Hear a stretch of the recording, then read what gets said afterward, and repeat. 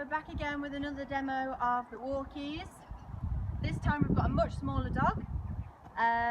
It's on the shortest length at the moment, so I'm just going to expand it so he's got a little bit more room, and I'll put it onto the longest length for him. Okay, so you can see there's plenty of room for him now, so let's have a little walk around.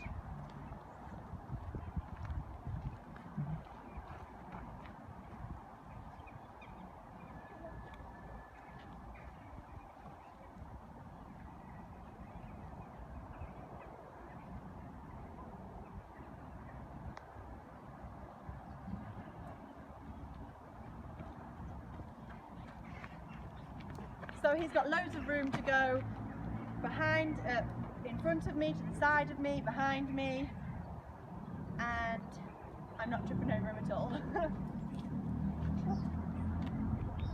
So click the link below for more videos about the walkies.